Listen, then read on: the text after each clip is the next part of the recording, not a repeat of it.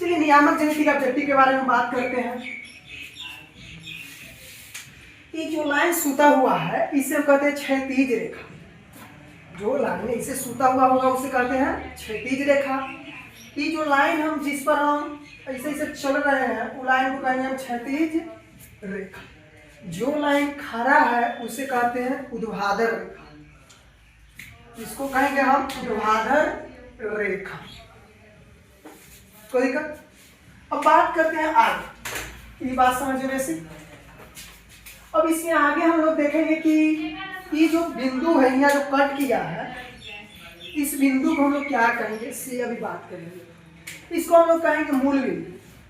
इसको और कहेंगे कहते हैं मूल बिंदु। और सवाल उठता है कि मूल बिंदु क्या होता है। तो मूल बिंदु हमेशा 0,0 होती है, ठीक है। और इससे एक बात और सीखते हैं कि कहीं भी 0,0 या कोई दो पेयर में लिखल रहेगा यानी x, y में, इसको क्या कहेंगे, आगे होगा ये पीछे होता है। यानी आगे वाला होगा x के मान और पीछे वाला होगा y के मान, ठीक है। इतना उम्मीद है कि आप समझ चुके होंगे। आगे बढ़ते हैं। इसको बोलते हैं प्रथम पार्ट, इसको बोलते हैं सेकेंड पार्ट, इसको बोलते हैं थर्ड पार्ट, इसको बोलते हैं फोर्थ। इंग्लिश में इसको कहते हैं quadrant, first quadrant, second quadrant, third quadrant और फोर्थ क्वाड्रेंट। चलिए, प्रथम चतुर्थांश, द्वितीय चतुर्थांश, तृतीय चतुर्थांश, चतुर्थ चतुर्थांश। अब इसी चिन्ह की बात करते हैं। मूल बिंदु के हम आगे जस्ट बढ़ेंगे, पहले इसको लिख लेते हैं। इसको कहते हैं एक्स अक्ष, इसको कहेंगे हम y अक्ष, इसको कहते हैं हम x डैश अक्ष, इसको कहते हैं y डैश अक्ष। कहने का मतलब है कि हम मूल बिंदु यानी 0,0 से जस्ट आगे बढ़ेंगे तो धनात्मक में बढ़ेंगे, उससे पीछे बढ़ेंगे तो ऋणात्मक में बढ़ेंगे। फिर हम ऊपर जाएंगे तो धनात्मक में बढ़ेंगे, नीचे आएंगे तो ऋणात्मक में बढ़ेंगे। धनात्मक के मतलब होता है ऐसा का चिन्ह और ऋणात्मक का मतलब होता है ऐसा का। मतलब इसको कहते हैं प्लस, इसको कहते हैं माइनस। अब बात करते हैं कि इसका चिन्ह क्या हुआ। ये घर में देखिए वो x है वो y है। आगे हम x लिखते हैं, बाद में हम y लिखते हैं। आगे किस x का चिन्ह क्या है, इसमें पॉजिटिव यानी प्लस है, तो प्लस का चिन्ह देते हैं। फिर y का इसमें चिन्ह क्या हो जाएगा, प्लस। कोई दिक्कत नहीं। फिर दूसरा में चलते x का चिन्ह पहले लिखेंगे तो x क्या है, यहाँ इधर बढ़ेंगे तो माइनस। फिर इसके ऊपर बढ़ना, ये घर में 1 2 है तो ऊपर बढ़ेंगे तो प्लस। फिर इस घर की बात करेंगे तो 2 है, 1 2 है, इधर बढ़ेंगे तो माइनस, x लगा आगे लिखते हैं। फिर नीचे बढ़ेंगे तो माइनस।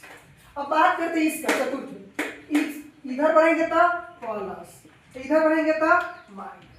हम कह सकते हैं कि प्रथम चतुर्थांश में चिन्ह प्लस प्लस होता है, द्वितीय चतुर्थांश में चिन्ह माइनस प्लस होता है और तृतीय चतुर्थांश में चिन्ह माइनस माइनस होता है और चतुर्थ चतुर्थांश में चिन्ह प्लस माइनस होता है। अब बात करते हैं, कुछ सवाल है। सवाल ऐसे पूछ सकते हैं, बताइए तृतीय चतुर्थांश में कोटि। एक और बात कर लेते हैं, x को हम लोग भुज कहेंगे और y को कोटि कहेंगे। आपसे पूछ लेगा, बताइए तृतीय चतुर्थांश में कोटि का चिन्ह क्या है। कोटि मतलब हो गया y, तो y होता है पीछे, तो पीछे वाला चिन्ह क्या है, माइनस है। ठीक है, आगे इसी बात करते हैं कि बताइए, सवाल पूछ रहे हैं सब बोर्ड में कि 2,3 की चतुर्थांश में स्थित है।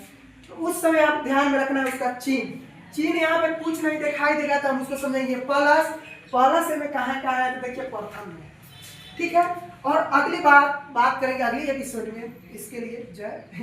कौन चतुर्थांश में कौन चिन्ह होता है, कोटि किसको कहते हैं, भुज किसको कहते हैं, ये हम पढ़ चुके हैं। और आगे हम पढ़ेंगे कि ऑब्जेक्टिव परीक्षा में एग्जाम में इस तरह से कैसे आता है, उसको हम देख रहे हैं। जैसे पहला सवाल मान लेते हैं ऐसे आ सकता है कि बताइए हुआ 2,3 किस चतुर्थांश में अवस्थित है। तो स्थित भी लिख सकता है, कोई दिक्कत नहीं है। 2,3 की चतुर्थांश समष्टि थे, तो आपको देखना पड़ेगा ऑब्जेक्टिव में ऑप्शन आएगा प्रथम द्वितीय तृतीय चतुर्थ। इसमें चिन्ह समझाइए, अगला प्रश्न पढ़े तो उसमें चिन्ह आपको समझा देंगे, चिन्ह पर नजर डालिएगा। इसका चिन्ह देखिए दोनों में कुछ नहीं है, जब कुछ भी चिन्ह नहीं रहे तो उसको कहते हैं प्लस। क्या कहते हैं? प्लस। प्लस चिन्ह कहते हैं, तो प्लस प्लस होगी जाती कौन चतुर्थांश में होगा? प्रथम में। इसका आंसर हम लोग लिखेंगे प्रथम। ठीक है, अगला सवाल आप लोगों के लिए जो कमेंट में बताइए उसका सब क्वेश्चन है, क्वेश्चन नंबर 2 इसी में लिख देते हैं।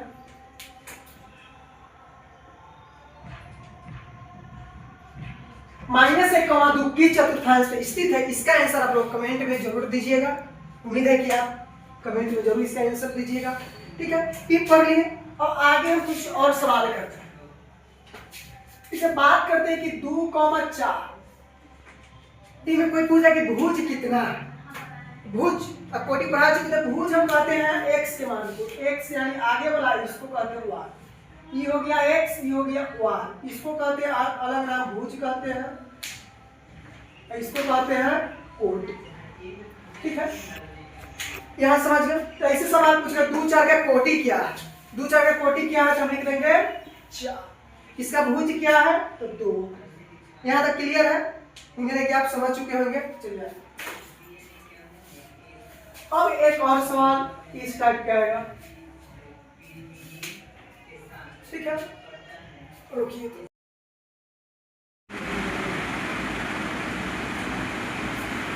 चलिए अब हम लोग पढ़ेंगे इस पर किस तरह से आगे प्रश्न पूछेगा।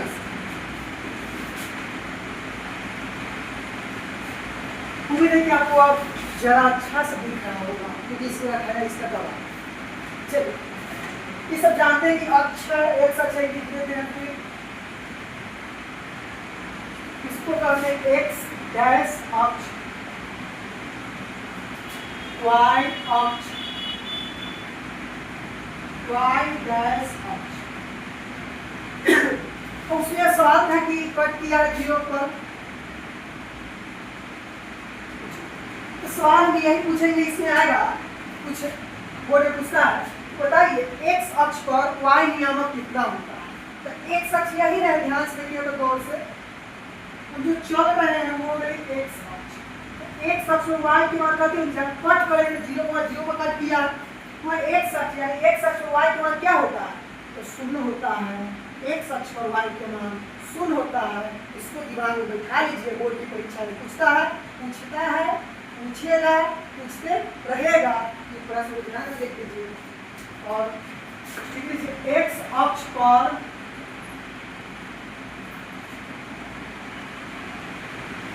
y नियामक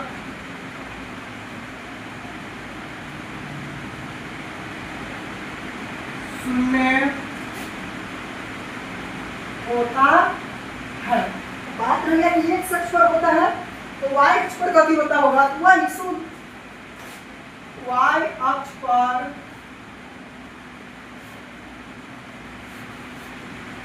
x नियामक शून्य होता है। देखिए x अक्ष यही ना, x अक्ष की y अक्ष बात, y अक्ष ही हो गए। y अक्ष जहां भी रहता है तो 0 के सामने रहता है, इसीलिए हो गया x अक्ष नियामक शून्य। और आगे बात करते हैं नियामक शब्द। नियामक के मतलब है निर्देशांक, निर्देश देना। नियामक के दूसरा नाम है निर्देशांक, यानी निर्देश देना। कितना बात आप उम्मीद है कि आप समझ चुके होंगे। सीधा समझिए, x के घर में y के कोण का तो कोई काम नहीं 0, y के घर में x के कोण का कोई काम नहीं 0। काम भाषा की समझ सकते हैं कि हम मेरे घर में आपका कोण का कोई काम नहीं 0, आपके घर में मेरा कोण का कोई काम नहीं था 0। उसी तरह अपने आधार पे कि x अक्ष पर y के कोण का नियामक है 0, y अक्ष पर x के कोण का कोई काम नहीं था 0। इसको याद कर लीजिए, x अक्ष पर y का नियामक शून्य होता है, y अक्ष पर x का नियामक शून्य होता है, y अक्ष पर x का नियामक शून्य होता है, x अक्ष पर y का नियामक शून्य होता है। x अक्ष पर y नियामक 0, y अक्ष पर x का नियामक 0 होता है। सवाल इसी तरह का आएगा बोर्ड में ऑब्जेक्टिव। उम्मीद है कि आप इस समझ चुके होंगे और 2026-27 साल की बोर्ड की परीक्षा उसमें आपका प्रश्न बना सकता है इस तरह के। ठीक है, तो मिलते हैं अगली वीडियो में।